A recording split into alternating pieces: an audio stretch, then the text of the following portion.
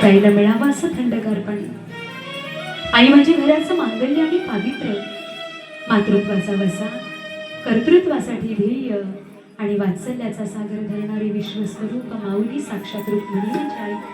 दादांनो, या जगात लेकराच्या कणभर सुखासाठी सदैव परमेश्वरापुढे मनभर पदर पसरणारी माय, ती जोपर्यंत जिवंत आहे ना तोपर्यंत आपल्या ताटात अर्धी भाकरी जबरदस्तीनं येते. ती का निघून गेली ना, का झोपलाय का, उपाशी काय खाल्लंय हे कोणी विचारत सुद्धा नाही. माय बरं मावशी जगवली फक्त म्हणे, पण आत्या मावशी काकीच्या नादात आईचं प्रेम नाही विसरता येते. अगं आई आहे ना तोपर्यंत माहेरचा उंबरठा भरलेला आहे. का ताई कितीही व्यस्त राहा, पण तायांनो माहेरी जर जाता आलं ना तर माहेरातून येताना ही गोष्ट लक्षात ठेवा. कधी पण जा तुम्ही माहेरात, पण तिथून निघताना वात्सल्य स्वरूप आईच्या मांडीवर एकदा डोकं ठेवायला विसरू नका ग. अख्ख्या दुनियेचं ओझं तिच्या मांडीवर ठेवल्यासारखं वाटतं.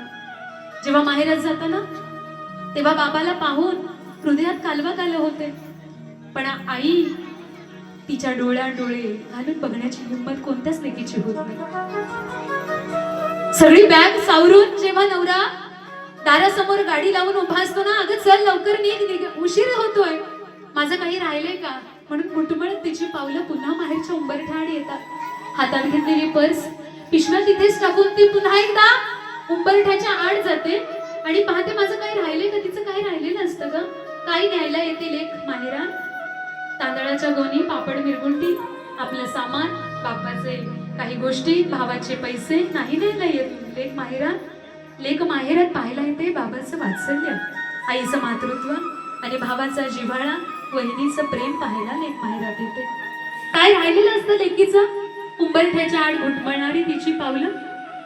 फक्त आईला एकदा नजरेला नजर देऊन आई जाते ग म्हणताना हृदयात कालवा होत असते ग, हृदयात कालवा होत असते. तिच्या डोळ्यात डोळे घालून पाहण्याची हिंमत सुद्धा होत नाही. अशा आईला माहेरात गेलात ना काय न तिच्या मांडीवर एकदा डोकं ठेवून पहा रडून सगळं या दुनियेचं ओझं तिच्या मांडीवर आपण ठेवत असतो ग.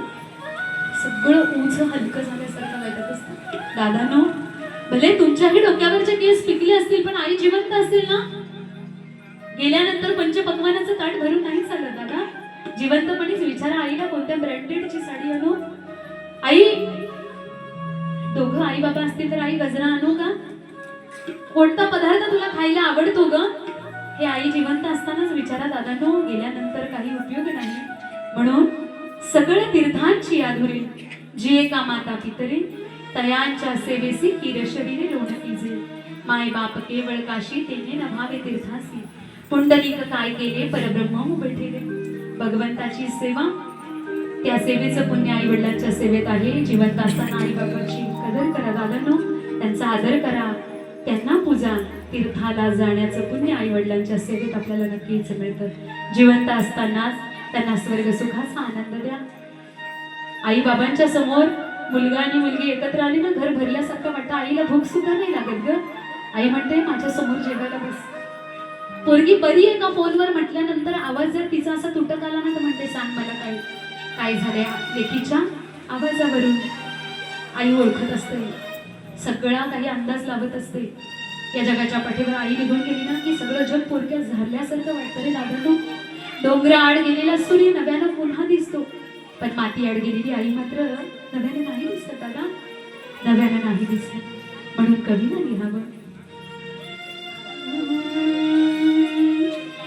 आई माझी मायेचा सागर, दिला तिने जीवनाकार.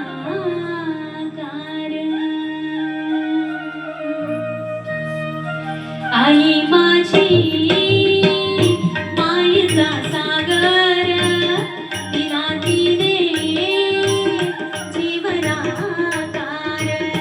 आई माझी मायेचा सागर, दिला तिने जीवनाकार.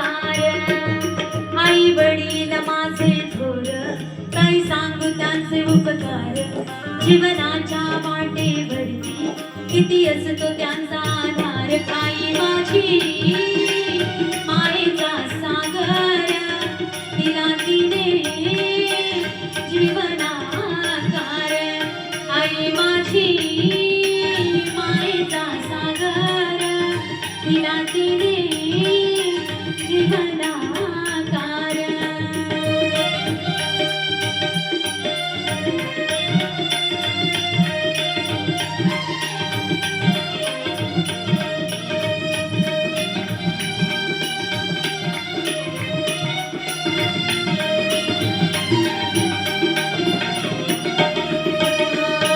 आई वडील माझे थोर, काही सांगू त्यांचे उपकार.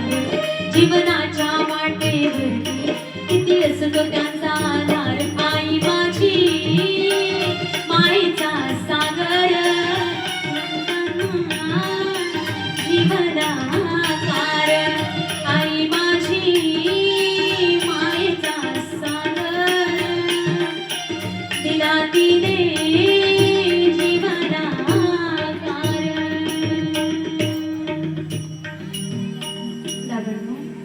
आई आहे ना तोपर्यंत जीवन जगता येते. आई आहे तोपर्यंत